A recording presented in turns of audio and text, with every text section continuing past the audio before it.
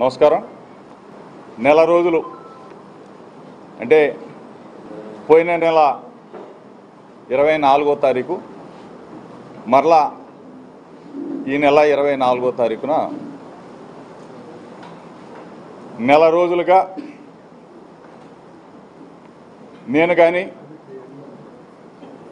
నా కుటుంబ సభ్యులు కానీ నన్ను అభిమానించి ప్రేమించే వ్యక్తులు కానీ ప్రజలు కానీ వాళ్ళు పడినా నేను పడినా నా కుటుంబం పడినా మానసిక క్షోభ, ఆ క్షోభకి కారణాలు మీడియా మిత్రుల ద్వారా తెలియజెప్పాలనే ఉద్దేశంతోనే ఈరోజున మీడియా సమావేశం ఏర్పాటు చేశాం. దయచేసి మీడియా మిత్రులందరికీ కూడా చెప్తా ఉన్నాను, నేను మాట్లాడే 4 మాటల్ని ప్రజలకు తెలియజేసే విధంగా మీడియా మిత్రులు ప్రయత్నించాలని చెప్పేసి అభ్యర్థిస్తూ, మానవ సమాజంలో మనందరం కూడా బాధ్యత గల వ్యక్తులు. 2 తెలుగు రాష్ట్రాల ప్రజలు అవ్వచ్చు, ప్రపంచంలో ఉన్న తెలుగు ప్రజలందరూ కూడా చెప్తాను, తల్లిదండ్రులుగా మన బాధ్యత పిల్లల్ని బాగా చూసుకోవటం, పెంచటం, చదివించటం, ఆ తర్వాత వారికి చక్కగా ఘనంగా పెళ్లి చేయటం అనేది మన సాంప్రదాయం. ఈ సాంప్రదాయంలో భాగంగానే ఒక బాధ్యత గల కుటుంబానికి సంబంధించి బాధ్యత గల వ్యక్తిగా తల్లిదండ్రులుగా ఘనంగా వివాహం జరిపించడం జరిగింది.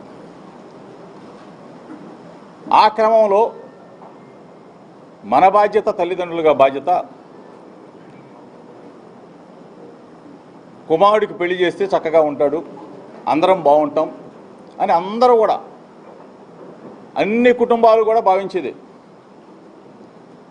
ఈ క్రమంలో నా కుమారుడైన రాజీవ్ మేఘన్కి పెళ్లి చేయటం, ఘనంగా జరిపించడం, దానికి అందరిని కూడా ఆహ్వానించడం కూడా జరిగింది. ఈ క్రమంలో వాళ్ళిద్దరి మధ్య వ్యక్తిగత విభేదాలు అవ్వచ్చు, పొరపక్షాలు అవ్వచ్చు, లేకపోతే చిన్న చిన్న భేదాభిప్రాయాలు అవ్వచ్చు. ఇది దురదృష్టకరమైన సంఘటన. ఏ తల్లిదండ్రులైనా ఏం కోరుకుంటారు? ఈ రోజు వరకైనా సరే, ఎప్పటి వరకైనా సరే కలిసి ఉండాలనే కోరుకుంటారు తప్ప ఎక్కడా కూడా చిన్న పొరపాటు కూడా తల్లిదండ్రులు చేయరని నేనైతే నమ్ముతాను. అదేవిధంగా మేము భావించాం. వాళ్ళ మధ్య సఖ్యత కుదర్చడానికి అందరం కూడా ప్రయత్నం చేస్తాం. మేము కూడా అదేవిధంగా చేసాం. ఈ క్రమంలో వారి మనస్పర్ధలు, వారి మధ్య పొరపక్షాలు పెరగటం, తద్వారా రాజీవ్ 8/2/2026న 8/6వ తారీఖు 6వ నెల 2026న డైవర్షన్ పిటిషన్ అంటే విడాకుల కోసం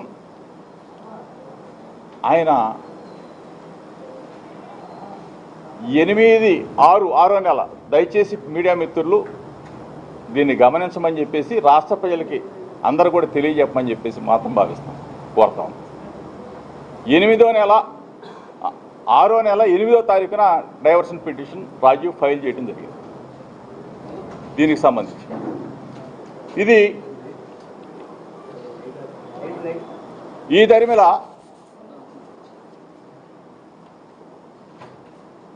24వ తారీఖు 7వ నెల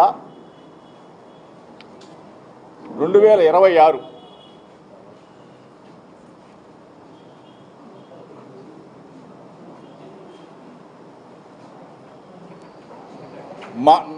మా కుటుంబం మీద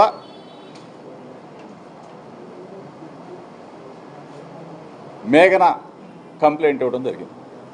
దయచేసి ఒకసారి మీరు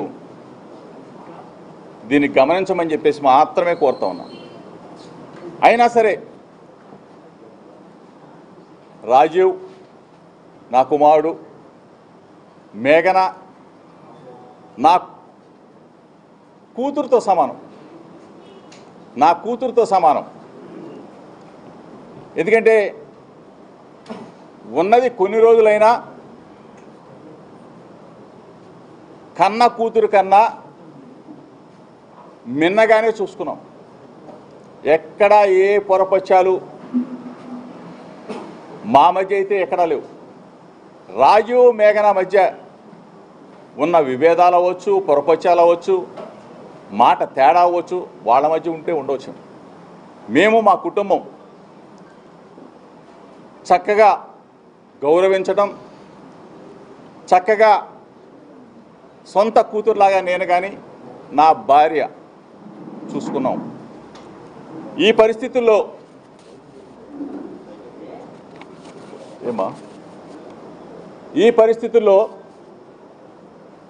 వాళ్ళ మధ్యన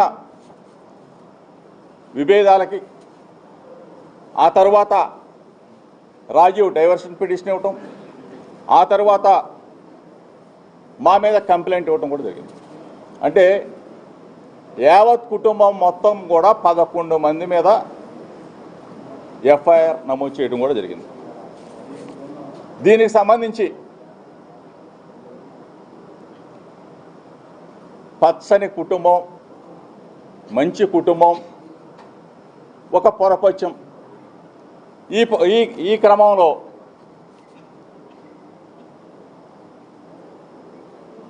కొంతమంది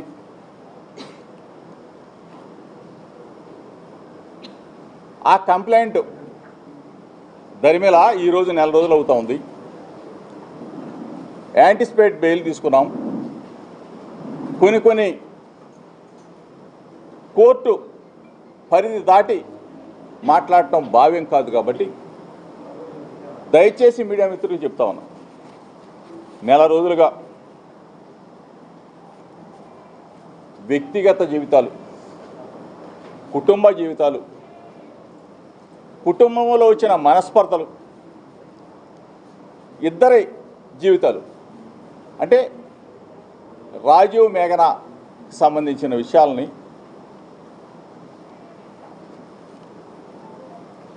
ఎంత అడ్డగోలుగా, మనసుని క్షోభ కలిగించే విధంగా, మానసికంగా చంపేసే విధంగా కొన్ని, అందరినీ అంటలా, దయచేసి కొన్ని మీడియా ఛానల్స్, కొన్ని పనిగట్టుకొని యూట్యూబ్ ఛానల్స్ నెల రోజుల పాటు మా కుటుంబం మీద వ్యాపారం చేసుకున్న కొంతమందిని అడుగుతా ఉన్నా, ఇది మీకు భావ్యమా అని అడుగుతా ఉన్నా, మీకు పిల్లలు లేరా అని అడుగుతా ఉన్నా, మీరు పెళ్ళిళ్ళు చేయలేదా అని అడుగుతా ఉన్నా.